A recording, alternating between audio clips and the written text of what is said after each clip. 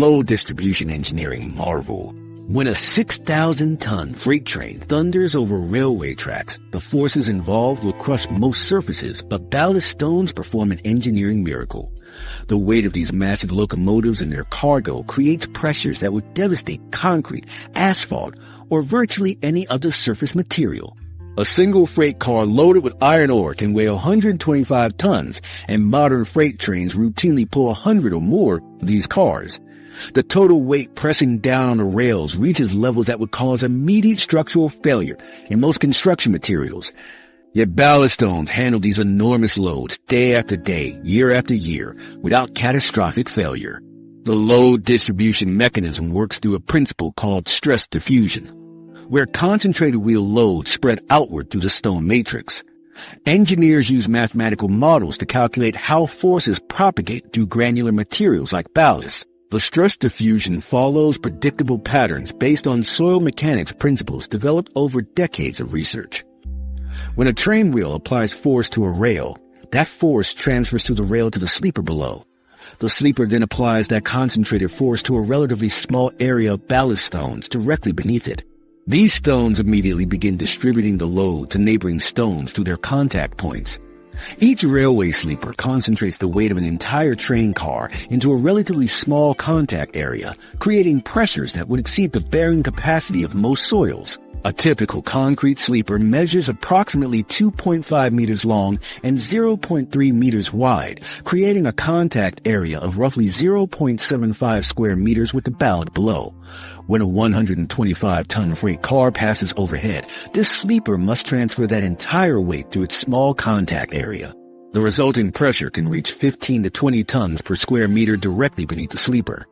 Natural soil can typically support only 2 to 5 tons per square meter before failing, making direct placement of sleepers on soil impossible for heavy railway operations. The ballast layer acts like a sophisticated load spreading system, taking point loads of up to 25 tons per square meter and distributing them across much larger areas. The load spreading occurs through the natural mechanics of granular materials under compression. As pressure applies to the top layer of stones, these stones compress slightly and transfer forces to stones below and around them. Each successive layer of stone spreads the load over a wider area. By the time forces reach the bottom of the ballast layer, they have spread across areas many times larger than the original contact area. This spreading effect reduces pressure on the underlying soil to levels it can safely support. The depth of the ballast layer, typically range from 25 to 30 centimeters, is calculated based on soil-bearing capacity and expected train loads using complex geotechnical formulas. Engineers use the Boussinesq equation and other stress distribution formulas to determine optimal ballast depth for specific conditions. Soil-bearing capacity testing involves taking core samples and conducting laboratory tests to measure how much pressure the soil can withstand. Train load calculations consider not just static weight, but also dynamic forces from acceleration, braking, and track irregularities. The formulas account for safety factors that ensure the ballast system can handle loads significantly higher than normal operating conditions. Advanced finite element analysis shows how load distribution efficiency depends on stone size gradation, with specific ratios of large to small stones optimizing the spreading effect. Computer modeling divides the ballast layer into thousands of small elements and calculates stress distribution to each element. These models reveal that uniform stone sizes create less effective load distribution than carefully graded mixtures. Large stones provide structural framework and resist major loads, while smaller stones fill gaps and improve contact between larger particles. The optimal gradation typically includes 60% large stones, 35% medium stones, and 5% small stones. This distribution maximizes load spreading while maintaining adequate drainage properties. The void spaces between stones rather than being. Wasted space actually contribute to load distribution by allowing stones to slightly rearrange under pressure. When trains apply loads, the ballast stones compress slightly and rearrange to better distribute forces. This rearrangement allows the stone matrix to adapt to changing load patterns and maintain optimal contact between particles. The void spaces also provide room for this movement without creating permanent deformation. Laboratory testing shows that ballast with proper void ratios can handle 30% higher loads than densely packed ballast with minimal void space. Dynamic loading from moving trains creates additional challenges as the ballast must distribute not just static weight but also impact forces. Moving trains generate impact forces when wheels encounter rail joints, switches, or track irregularities. These impact forces can exceed static loads by factors of 2 or 3.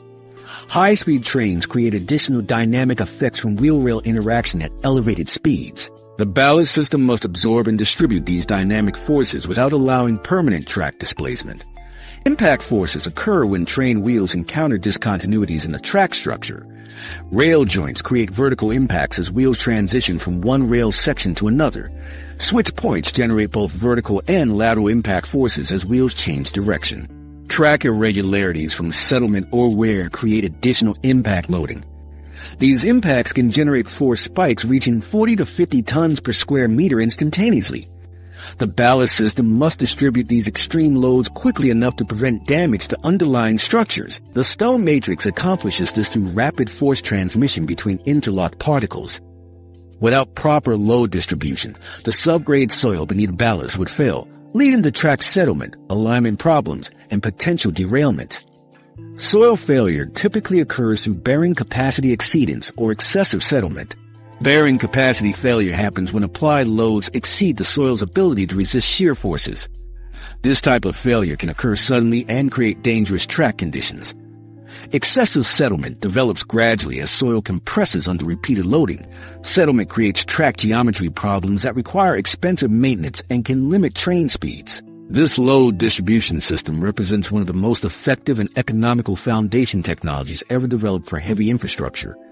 The ballast system handles loads comparable to those supported by concrete foundations at a fraction of the cost. Unlike concrete foundations, ballast systems can be easily modified, repaired, or relocated as operational requirements change.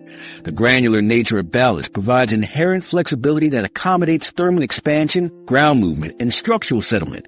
Yet